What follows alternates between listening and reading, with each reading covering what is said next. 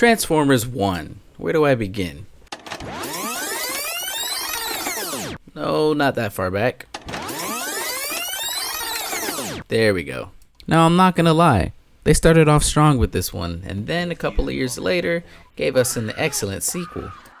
But then it kind of took a turn. After the release of the third film, I kind of lost hope in the franchise as a whole. Not really in like a negative way, but more so disappointed, if that makes sense. After the first two Michael Bay films, the rest were a bit lackluster. I mean, sure, the third film was okay, but to be honest, it just really took a dark turn right after that. Of course, a couple of years later, we got the Bumblebee movie, and honestly, it was pretty good. It was definitely a breath of fresh air, a more nostalgic resonance to it. But again, I just feel like that movie alone just wasn't enough at the time to even really save the franchise. And honestly, I was starting to lose hope.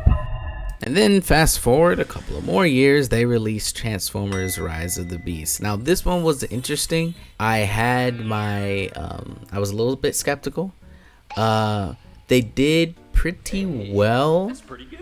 We did get a pretty good enemy in Scourge. I think he was a great villain. But besides that, the whole cliffhanger thing with the G.I. Joe potentially joining the Transformers franchise, it just felt kind of, to me, kind of random.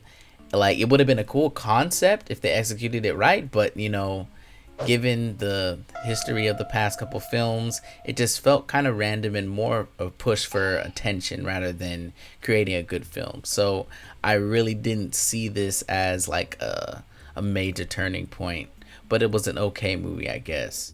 Fast forward to 2024, the release of Transformers 1. Now, the trailer, when it first came out, I was like, okay, you know, I could get behind this. You know, it had the nostalgic look. It had some characters that not a lot of people know about on there, but from the original animated series, which I liked.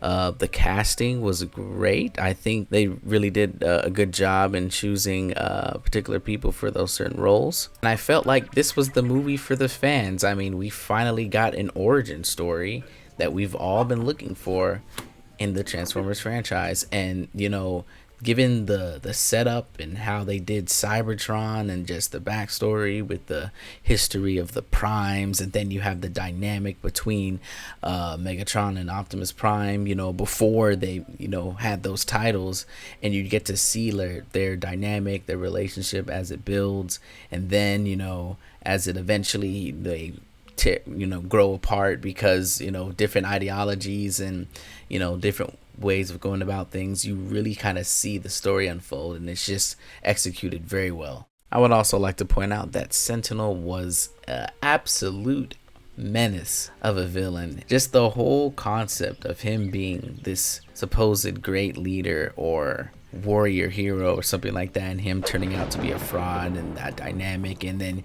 you get to see the complexity of how D16 like transitions from, you know, person with kind of just like morals in a sense, but then going towards more of a, oh man, you know, I met my hero, and then he turned out to be, you know, a scumbag. He turned out to be someone that betrayed all of us, and you get to see him like those emotions go through, and it's just a great storytelling for sure. But ultimately, I feel like the best part about this movie was the fact that you didn't have to be a fan of the franchise to really enjoy it, and that's what a lot of movies lack nowadays. Like, some of them, when it comes to like feeding off the name of certain franchises, they like to create a narrative to where, oh, if you haven't seen this film, then, you know, you're not gonna really get this, or if you haven't seen this film, you should probably go watch it first and then go watch that one. I can safely say that your time and money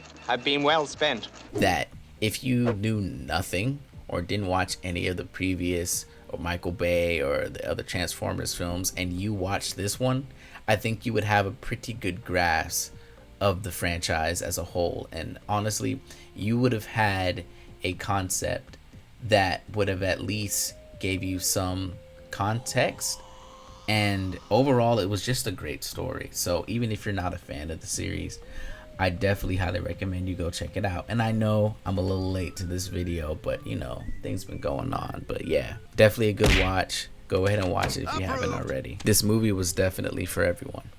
But anyway, that is the end of the video. Let me know what y'all think down in the comments below, and I will catch you guys next time.